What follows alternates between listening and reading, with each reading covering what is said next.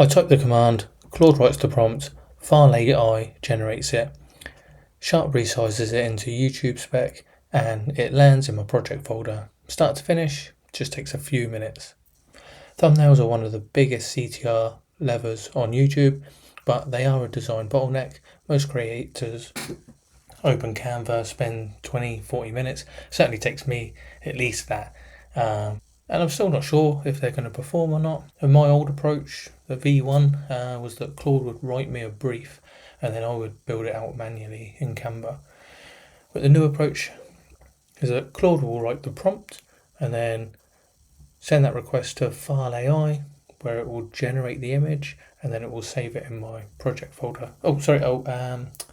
Sharp will resize it, because I don't know if you've tried using text to image models, and the output isn't quite the size that YouTube likes, so we do need to resize it as well. That all happens inside this workflow. So a quick overview of the system. You got the skill, which is the thumbnail generator.md, which is the brain, contains all the click-through rate rules, prompt template, and the step-by-step instructions for Claude to follow. We'll take a look at that in a sec. I will tell you, when we're looking at this is Claude's research, not a YouTube expert by any stretch of the imagination. If you are and you've got more data on this, reach out to me. I'd appreciate your input. And whilst we're saying that, don't forget, like, subscribe, all that good stuff. If you find value in these videos, I'd really appreciate the support. So we've got the video outline.md, thumbnail generator.md. We've got the generate thumbnail.js. That's the script. That's the execution layer.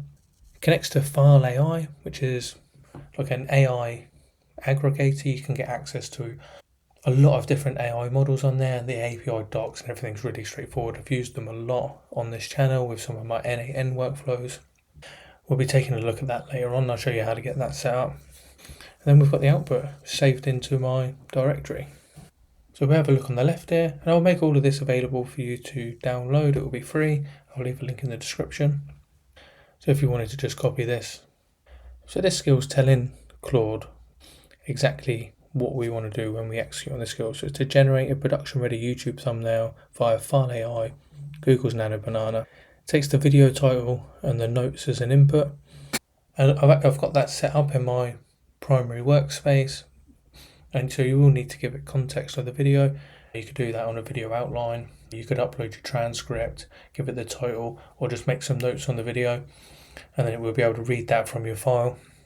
So it's got the context of what it's generating the thumbnail for. And it will craft a click-through rate optimized prompt, generates the images, resizes them, and then saves them with an SEO-friendly file name. So there's no Canva step needed at all. So to invoke the skill, let you know how to do that. And I'll show you an example a bit later on. So we've got screenshot handling, research back click-through rate rules. Like I said before, this has been researched by Claude. We took a little deep dive on that.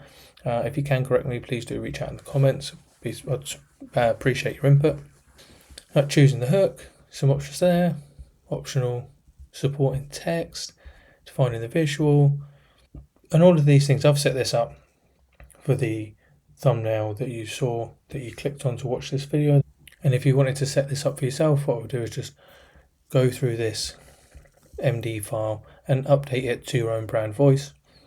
Alternatively, what you could do, you could load this up into Claude Code and then just start talking to Claude about it. If you've already created like brand documents, if you're already using Claude Code for other things and it understands your brand, you could get Claude to update it for you, or just chat with Claude about how you could update this to look the way that you would like it to. So you will need a FAL AI API key. We're going to go over that in a sec, but it's just referencing how to run the script then, and then the output, where to save those outputs to. And that explains then on the first time, you're going to need to check the EMP file and then run the npm install. The pricing, obviously this is on FAL AI, depends on the resolution, and at the time we're recording this, it's 8 cents for one thumbnail. And of course, if you wanted to split test these, you could have it generate 5 or 10 at a time. The options are there to scale this quite easily. Set this up for yourself. There's a few things that you're going to need to do. To start with, the platform that you see here is Visual Studio Code. It's an open source AI code editor. It's free to download. You can head over to their website there, download it for your operating system. Once you've done that, you need to click on the extensions tab on the side here, type in Claude, find the Claude plugin, install this. Make sure you've got the right one. It's got over 6 million downloads now. Install this. It will prompt you to sign in. You will need an account and a subscription with Claude Code. I'll leave a link in the description. Where you'll be able to download a zip file that contains all of these folders, so you can import all of those. If you just create a new folder, add all of these files into the folder, talk to Claude about getting it set up and running it for the first time, and Claude will take you through that step by step. You will need to, if you have a look at the env file here, all you need to do is head over to FAL AI. You will need an account with them, and you need to top up with some credits. There's no subscription, which I really like about this. You just top up with some credits, and then you can use any of the models that they've got on there. If you have a look and go onto their Explore page, you can see they've got lots of different models. I've been using Google's Nano Banana 2 for the thumbnails that I've been creating. You could experiment with some other ones.